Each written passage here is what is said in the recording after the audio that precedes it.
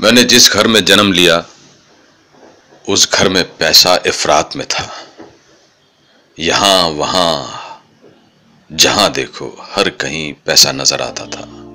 पैसे का रिफ्लेक्शन दिखाई देता था। हमारे घर सब कुछ था।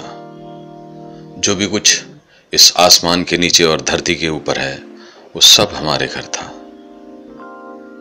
मुझे याद है जब मैं छोटा था तो बहुत सारे लोग पापा को पैसे देने आते थे। कोई मिठाई के डब्बे में, कोई ब्रीफ केस में, कोई सूटकेस में, कोई थैले में। पापा सारा पैसा मां को देते थे और मां उसे न जाने कहां रख देती थी। मैं जब 3 साल का हुआ तो मेरे लिए ट्राईसाइकिल आ गई। जब मैं 7 साल का हुआ तो मेरे लिए एक बाईसाइकिल आ गई। अभी 2-3 साल ही बीते थे कि मेरे लिए 2 व्हीलर गाड़ी आ गई। और कॉलेज में, इंजीनियरिंग कॉलेज में प्रवेश लेते लेते मेरे पास एक बड़ी मोटरसाइकिल आ गई, हाई म्यूसा। मेरे जेब में पैसे भरे रहते थे लेकिन मैं इन पैसों का कभी दुरुपयोग नहीं करता था। मेरे लिए एक ही काम था, पढ़ना। मेरा ध्यान सिर्फ पढ़ाई में रहता था।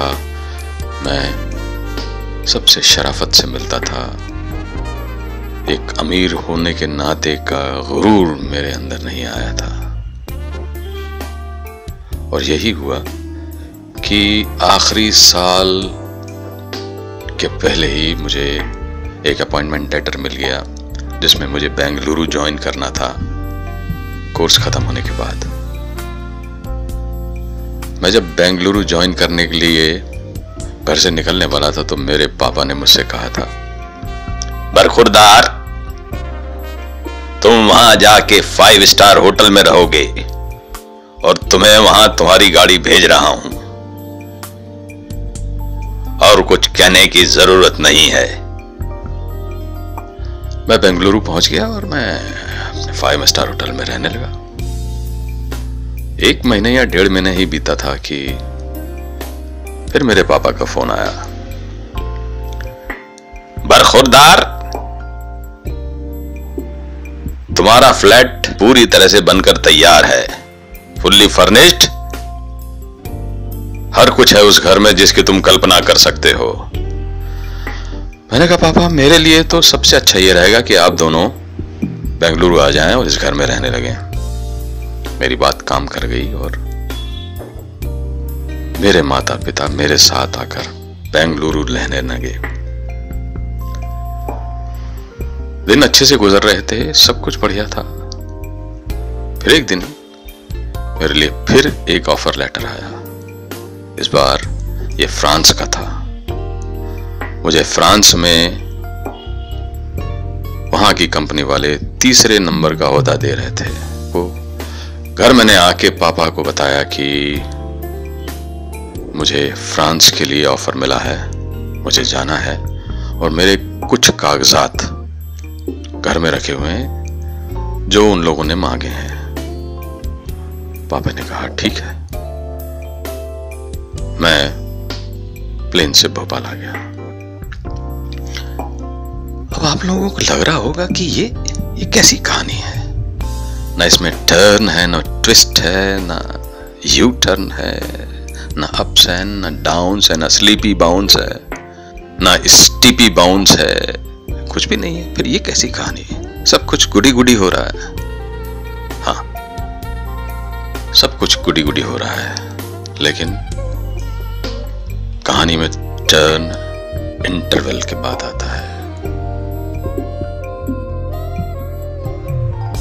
इंटरवल मैंने इसलिए लिया था कि आपको बता सकूं कि दोनों तरफ की कहानियों का मूड अलग अलग है। चाबी लेके मैं पापा से अपने घर आ गया और जहां पे कि सारा सामान रखा रहता है वहां पहुंच गया। मैंने ताना खोला तो देखा कि 3 तरह की गठरियां थी, एक हरी, एक लाल और एक सफेद। हरी गठरी में हमारे प्रॉपर्टी के कागजात थे। दूसरी गठरी में पापा के ऑफिस के सारे पेपर्स रखे हुए थे। तीसरी वाली जो गठरी थी उसमें वो सफेद वाली थी और उसमें हम सब लोगों के हेल्थ से जरूरी कागजात रखे थे। मैंने उस गठरी को खोला, मुझे उसमें अपने सारे कागजात ऊपर ही ऊपर मिल गए।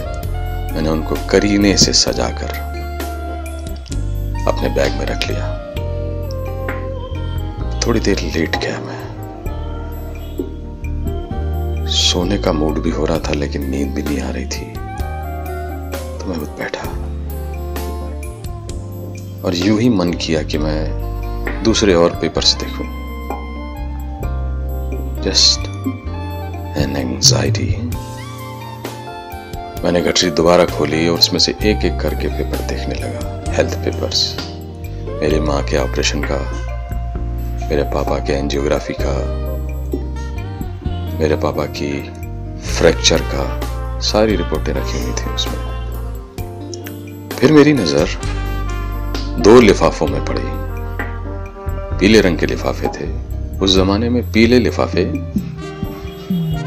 या तो सोनोग्राफी के माने जाते थे या एक्सरे के माने जाते थे, पर ये दोनों लिफाफे सोनोग्राफी के थे।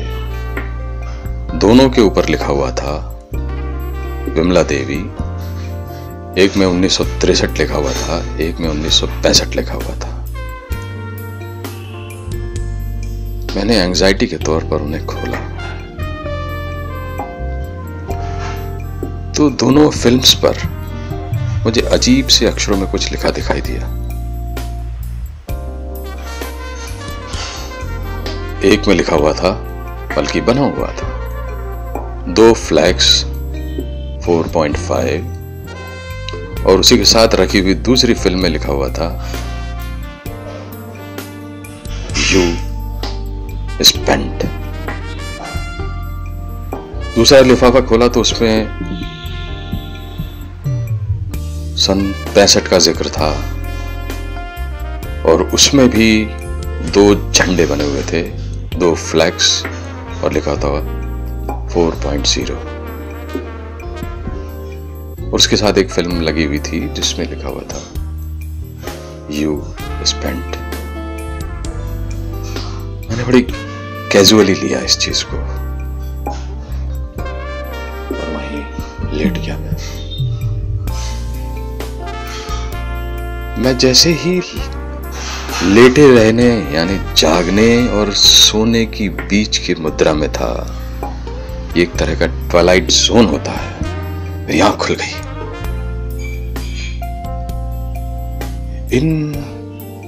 इन कोडेड वर्ड्स का मैं मतलब जानता हूं।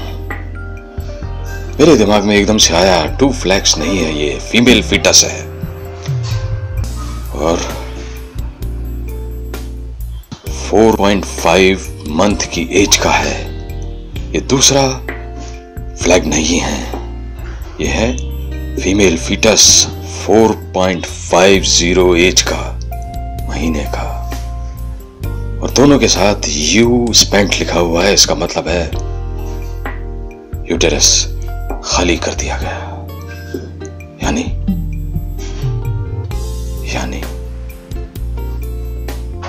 मेरा जन्म 67 का, यानी मेरे जन्म से पहले 2 फीमेल फीटस इस दुनिया में आने से महरूम कर दिए गए। यानी उन दोनों के मरने की वजह से मैं हूं। यानी कि मेरे लिए ही मेरे पेरेंट्स ने अपने गर्भ को मरवा डाला।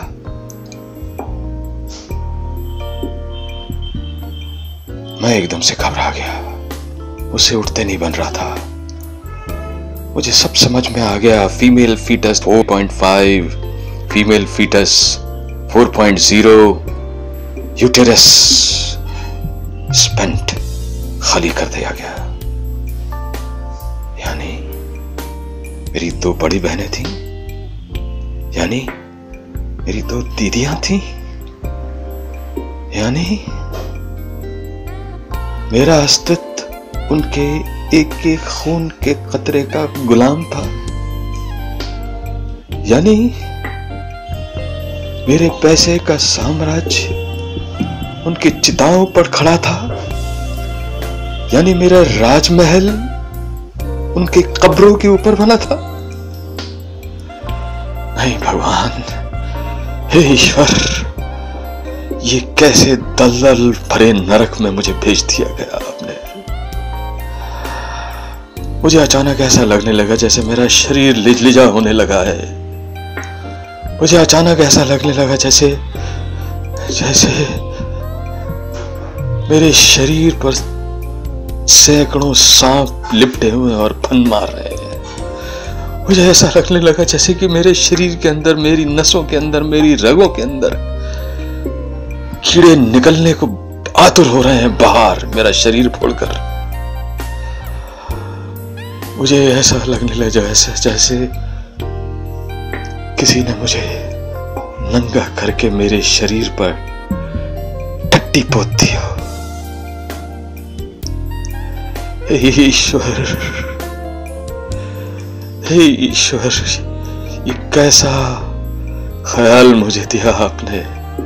मैं प्लेन से, भोपाल से बेंगलुरु पहुंचा। बेंगलुरु पहुंचते ही मैंने दोनों लिफाफे अपने पापा के सामने रख दिए।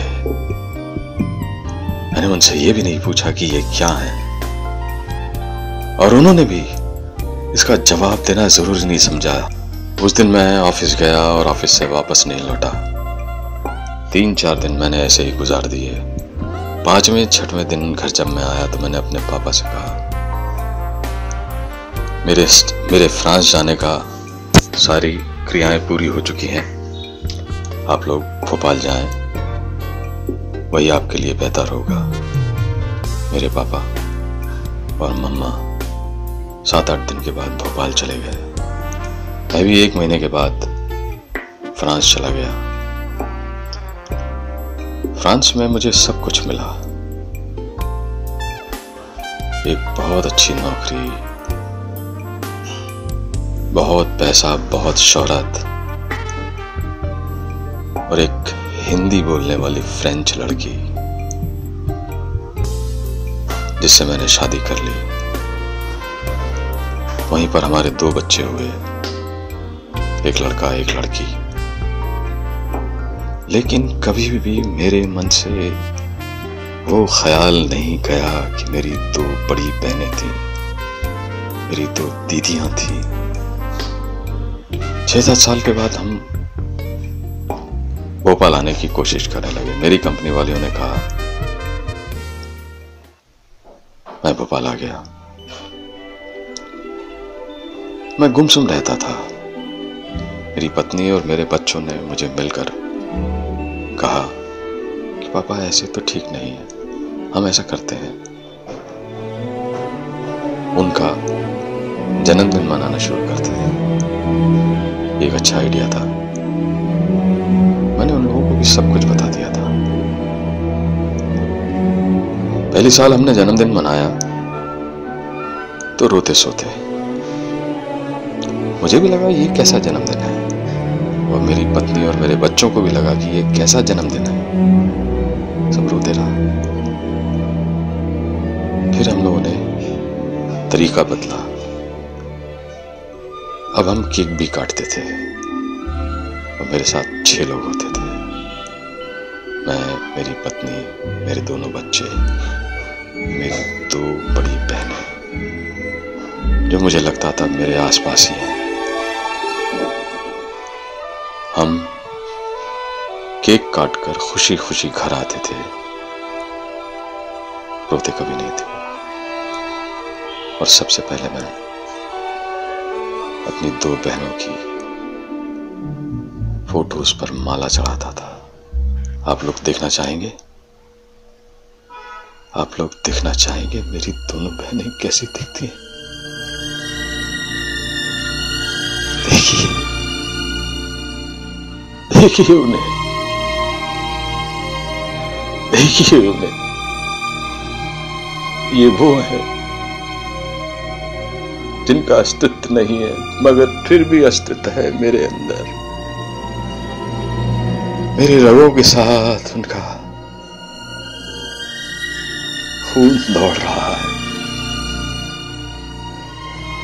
मुझे माफ करना मेरी दीदियों, मेरी बड़ी बहनों, मुझे माफ करना, मुझे माफ कर देना।